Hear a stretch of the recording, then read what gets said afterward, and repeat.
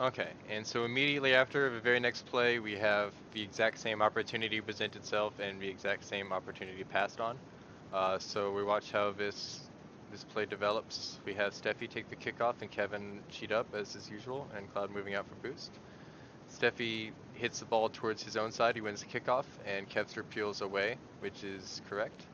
And then here comes Cloud again on the touch, and right here, you see Cloud's looking for this touch. Steffi, you need to turn up here looking for an offensive play. Your backman on the back side of the ball is already coming back away this way, so Kevster is in a position looking to have the defense. So you are safe to have enough time. So your job is to be up as an outlet pass or looking at driving back across this way to fill in the position. As the play develops, if Cloud slow plays it forward, you'll just drive across, but the important thing is to keep that rotation. Because if you had stayed forward based on there, Cloud could have boomed it to you and had a real quick, easy redirect into an open net. Instead, you loop back on the ball side, which you never want to do. Come back at the ball this way. You always want to come back from the ball side over here. So if you just kept this way to keep the rotations going around from the way it always goes towards the backside coming towards the ball, you'd be in a position to get a quick, easy goal here. Okay, so here we have another common mistake. We'll see Cloud's going to be coming out of net thinking that he's going to be taking a touch on this ball, but realizing as he commits that Steffi's going for another touch. So let's take a look at this happening. So he starts to come up for it and then realizes that Steffi's coming here and then ends up in the corner. So the problem with this is that he kind of gets caught in what I call no man's land. So Steffi goes for this touch. First of all, Steffi has no support. If he does win this and boom it down, it's a wasted opportunity because both of his teammates are back here on the back. Second problem with that is Cloud isn't in a position to really help or do anything. And third, Kev has nobody coming back here to support him. So what I like to see instead have happen of this number, where you just get stuck in no man's land, is you start to come up, you play assist with him right here, looking for a quick tap down pass, potentially. If that doesn't happen, you're doing a quick loop around to the backside and allowing Kev to come up here. So the most important thing is not to lose momentum. As you do this, you have to slow down, and Kev has to slow down, and there's nobody coming from the backside. And that's what opens up those same opportunities as I was pointing out before, how you were able to give us quick touches and shoot from the backside. They're about to have that same opportunity to shoot on the backside of Kev because we don't have anybody looping around. So if Cloud would loop around this way, Kev would be free to come in this way, and then you'd be right back in rotations. Instead, we get overloaded here, nobody here on the backside, and Steffi's left all alone on offense, and it just could have gone a lot smoother. Had Jair gotten a good touch, been able to tap it back here, it would have been very easy for Faded or Caps to potentially score this ball. Okay, and actually the second half of the play, I should have just continued this one. Worked out really nice. So here we have Cloud booming down the same side like we talked about to Steffi to be able to get this redirect, who gets a nice little touch. Kevster goes all the way out, recognizing there's nobody on the far side, going for this redirect, still misses, while Cloud moves around to the backside. And you notice, most important thing is we still always have this triangle. We have Cloud coming in, Kevster coming across, Steffi coming back. So there's always somebody there ready to challenge and continue. So then Cloud comes in and he's able to get his touch. Right here, however, this does go in, which is nice that it went in. Kevster, you should be continuing out this way. You could be looking at either hitting the goalie, stealing the boost on your way out, and looping back. And Steffi, you don't want to be retreating all the way back this way. You want to be going back this way. So as you're coming out, your job here as the backman isn't to protect the net. Your job is to slow down the play long enough for Kevster, who's coming around behind you, to be the backman here. So I really don't like seeing this much space to ever go all the way back for the back boost while the ball is all the way up here, just because there's a lot more useful things you can be doing. Even if this mid boost is gone, you can get, you can take a path like this. There's, all kinds of little boost pads along the way. You can end up getting, half your boost back, which is typically plenty, just going like this to be able to get a play on the ball to buy enough time. but Cloud does make the shot, so none of that ends up mattering. But in general, if that play was to continue, you'll notice had Cloud hit that high and it bounced over this way, Kev's not there, Steffi's not there. You know, you're both retreating back this way, way too much space, and if that hadn't been directly on net off the wall, then that play was over. So if Kevster had gone back across, he could have potentially had a loop here. If Steffi had been more this way, he could have potentially come in for another touch this way. But all of those options were thrown away by this positioning. Luckily, the goal was made on this touch because there wouldn't have been another chance afterwards. Okay, so this is the second play I wanted to go over. It ended up working out for you guys. You get the goal, but it could have been a lot easier. You ended up kind of getting into a broken play, and I'm going to be honest, getting a little bit lucky. So let's see what happened and what could have gone a little bit better. So Kev takes the kickoff, and Steffi's cheating up. And first of all, we see that Steffi does it correct and peels away from the kickoff here, going left and around. That's important for a little bit later on. And next we see Cloud coming up here for the touch. So first mistake here is Cloud looks to kick it out this way to Steffi, when he should be looking instead to kick it forward to Kevster. So we've already seen that Steffi's come back this way, and the way the rotations are going, Steffi's in a position to be the defense and have the back. While this is an option if you need to go to it, typically that would be a tap down to Steffi, who would then boom it out to Kevster anyways. Because one, you have this very empty, quick passing lane here for a quick redirect, and two, the goalie is pointing out this way. So again, you always want to take advantage of the backside because it's hard for them to get that quick 50 turnaround. So a quick boom here from Cloud up to Kevster would have allowed a very quick and easy redirect goal. If we continue to play, what we see instead is he kicks it out to the side for Steffi. And play continues. The second mistake here is Kevster cutting across. So you never want to follow the ball from the offside of the field, the non-ball side, towards the ball in order to challenge. You always leave that for your backman, being in this case still Cloud, who is hitting it forward to Steffi took up. At this point, Kev, as soon as he doesn't hit that pass to you, you're too far ahead and you need to be booking it back.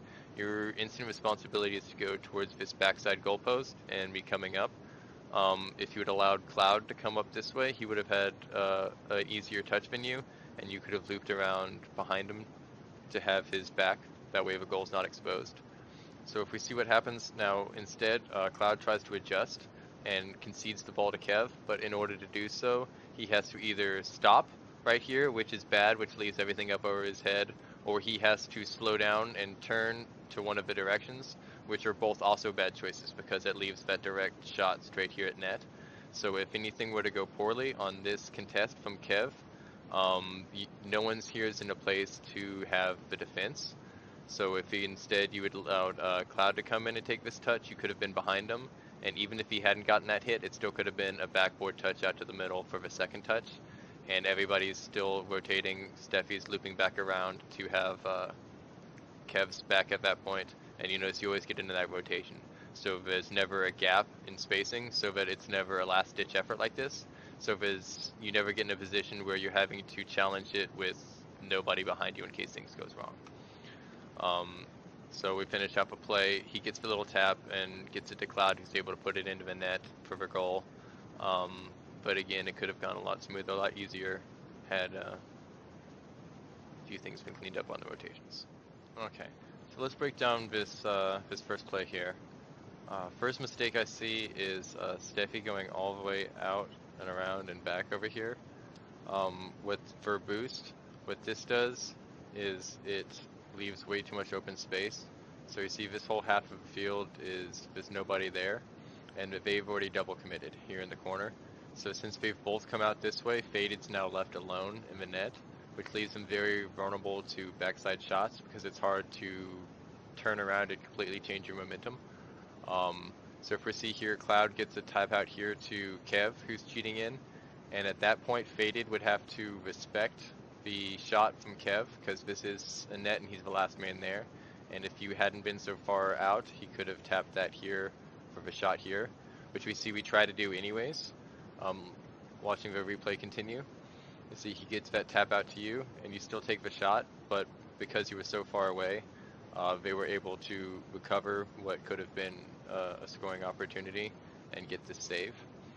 The second mistake I see is right here from Cloud. So here we have a ball that's sailed over his head.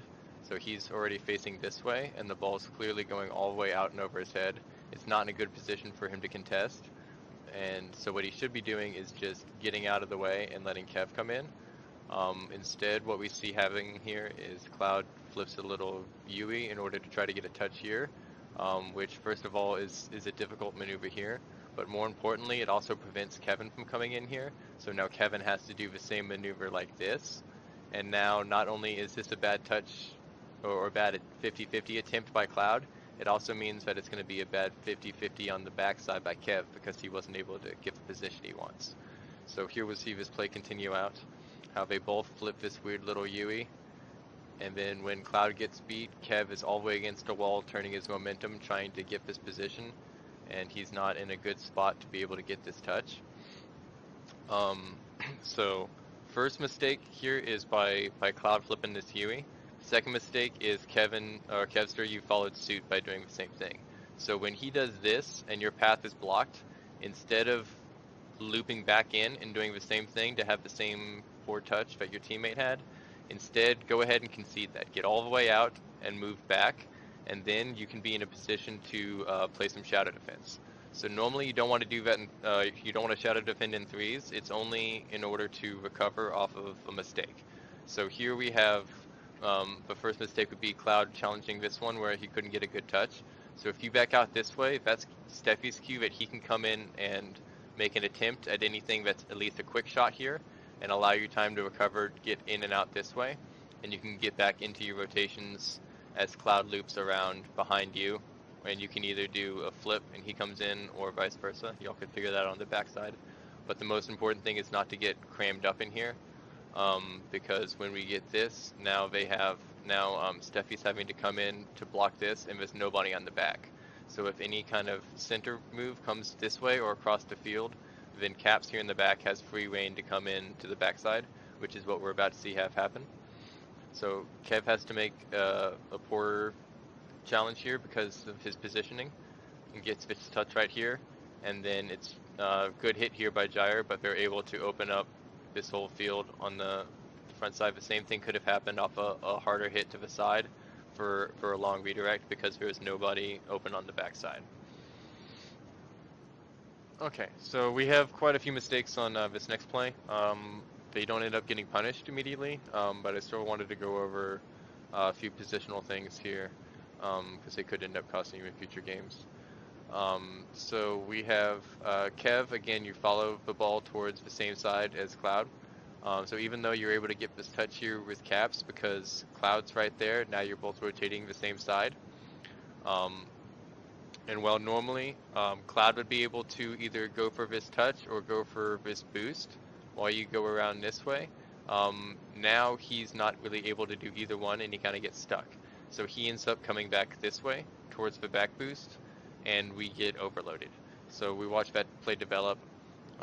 Now everybody's on the same side, meaning that if Caps was able to get a good pop out this way towards the center, you're very vulnerable to a shot either from Faded or from Gyre coming down the middle to be able to score this, just because there's nobody on this half of the field. Continuing up, here's a good touch by Steffi to hit it up to Kevster, to recognize that this is the side of the field, not to cross it over here because he doesn't have the help there, but to boom it this way. And then Kevster is able to tap it down to the middle, and then here's a good adjustment again. So we have Cloud coming in here. The next thing that should be happening is as soon as Steffi sees that Cloud's having to come in, Steffi needs to be rotating back this way to have Cloud's back. Instead, what we see happening is Steffi boosts forward to steal their boost. So now, since Steffi's taken this boost, Cloud is forced into getting this touch. If it goes poorly, there's nobody on this side of the field. So any kind of touch up and out this way is a wide open shot. Whereas if Steffi had come this way, he could have been next in line, and Kevster could have just ended up rotating behind him, and you're still in a safe position. So Cloud doesn't get the hit, and now Steffi has to come all the way across. So this would be another thing that I said you never want to do. You never want to chase the ball from the offside position all the way to the offensive position here. And if you notice, the reason for that being is because you can't really do much with it. Best case scenario, you can bang it off the wall and back this way. The problem with that is because you came from over here, there's nobody over there to receive the pass. So any kind of touch that would have come off the wall towards the middle would have been a pass to Steffi, but because Steffi cuts across to make that touch, there's nobody to receive the ball. So if you instead let Kevster come this way, or if he had already been this way in order to come this could have gone a lot better. But we'll see as he comes across. This ends up going disastrous for their team as it goes back, and then he continues his mistake by staying on the ball and following back as his help comes. And now we get two people rotating back on the ball side, and Kevster's in probably the one of the worst positions you can be. He is the last man back protecting a goal.